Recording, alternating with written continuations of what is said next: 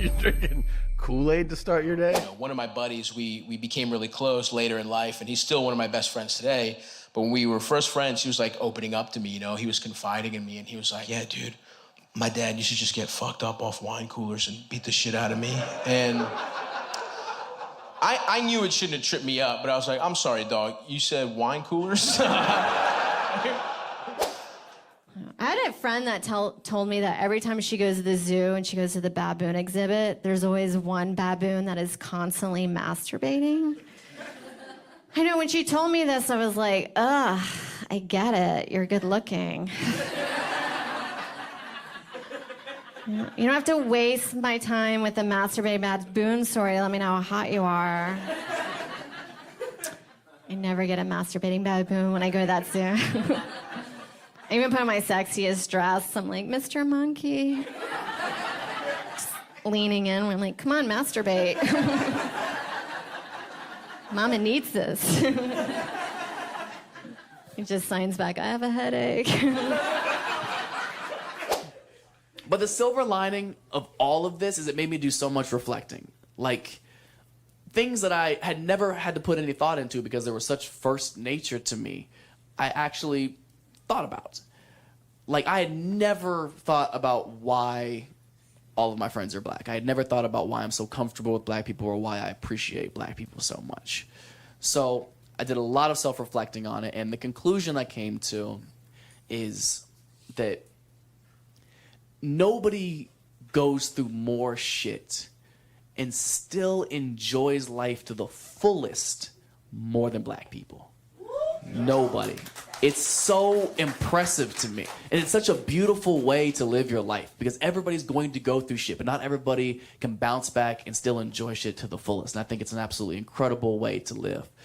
This is going to seem so dramatic, but I need you guys to take it into consideration. Do you have any idea what it takes to have this country literally built on your fucking back? To this day, still have to fight to be treated like a decent human being and still have time to write a better version of the Happy Birthday song? Have y'all heard it? It's just incredible. They got a Drake verse on there. It's incredible. Step your shit up, white people. You had such a head start.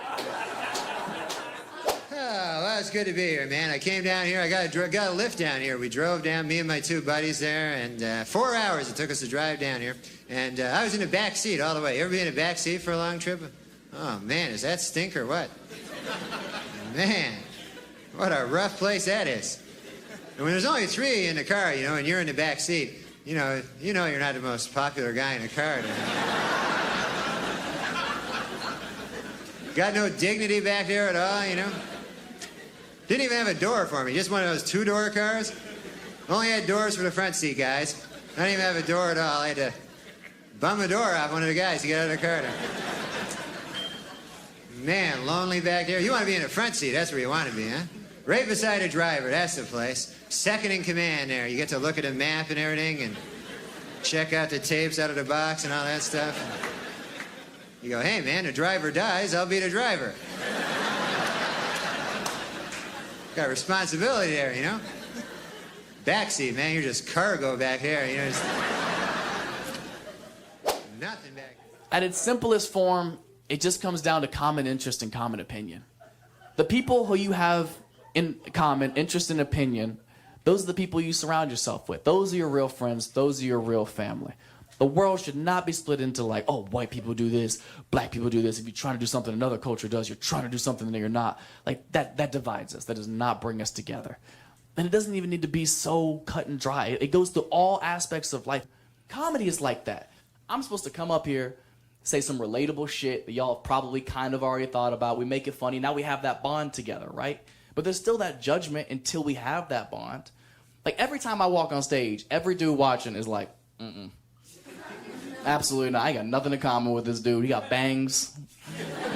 Like, I'm not going to think he's funny. But as soon as I come up here and say some relatable shit that we can agree on, like, who in here like big titties? All those dudes are like, well, let's give him a chance. See what these titties are talking about. Nothing back there.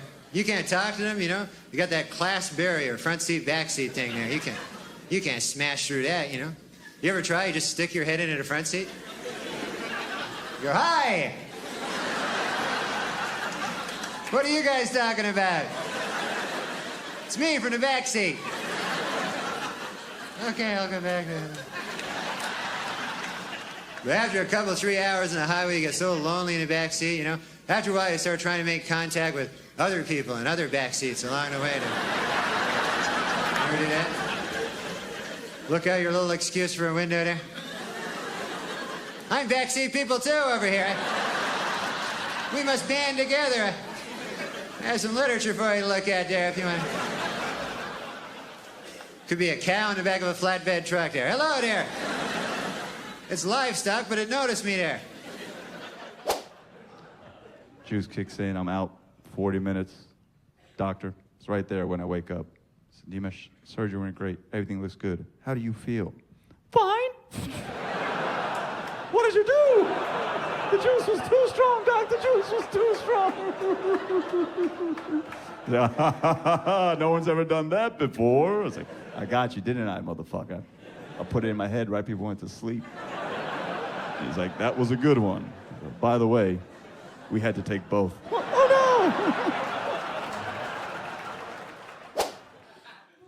My buddy during the pandemic was like, dude, we should go fishing. Let's pick up fishing.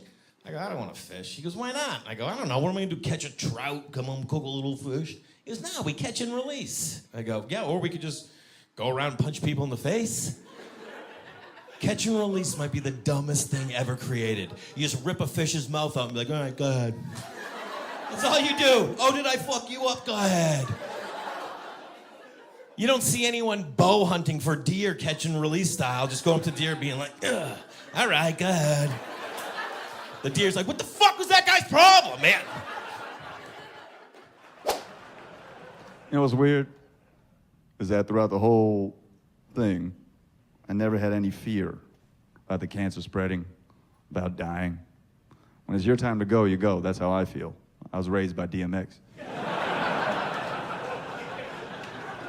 The biggest fear cancer patients have is social isolation. They fear losing friends because no one wants to hang out with people who talk about cancer all the time because it's a real buzzkill. And I agree. I went to a group session once, total drag. One guy found me funny. This guy with stomach cancer. He's like, hey man, you want to hang out sometime? I was like, nah. What are we gonna eat? I know, I'm a dickhead, I know. All my friends are dickheads, so don't feel too bad. 2 days after. Catch and release. That's what we catch and release. He drives a motorcycle. He's like, get a motorcycle, we'll ride. I go, I don't want to get a motorcycle. He goes, what are you, afraid of dying? That's how he talks. You afraid of dying? I go, yeah, a little bit. And he goes, well, come for a ride on mine. See if you like it. I go, no, I don't need to. He goes, oh, you afraid of your pee-pee touching my bum-bum? He's 45 years old. He talks like that. I go, actually, I'm not afraid of this at all, but I got a real big problem with this. I don't want to be holding onto your belly, riding around town, letting you call the shots. You know what I mean? You ever see someone just hanging out to the side like they're going to make a difference? I'd rather hold on to your hard cock. Give me your hard cock while we're driving. I get some control. Make a right. Oh, slow it down, dude. You know how you speed it up? Like this.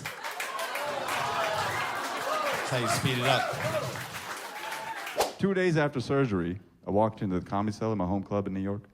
My best friend is sitting at the table. First thing he says is, hey man, you lost weight. And then he flung a Livestrong bracelet at me. I was like, how the fuck you get one of these? My cousin, admin in all of my group chats, changed my name to Ekbal Patel.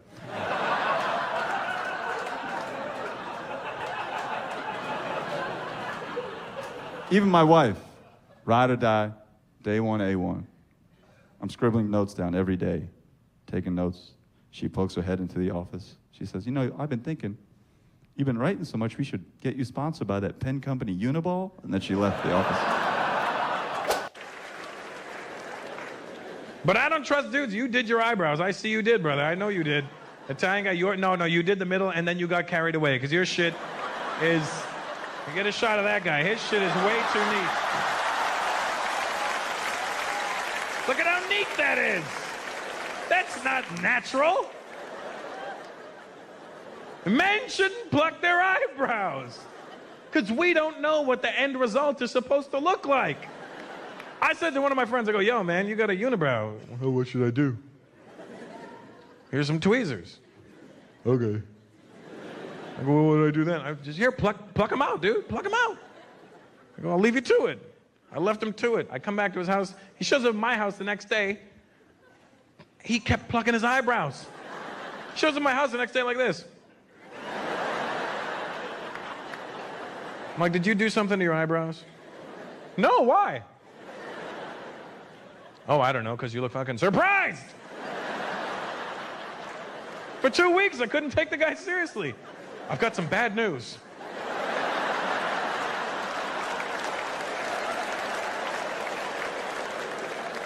How do you sleep with that shit?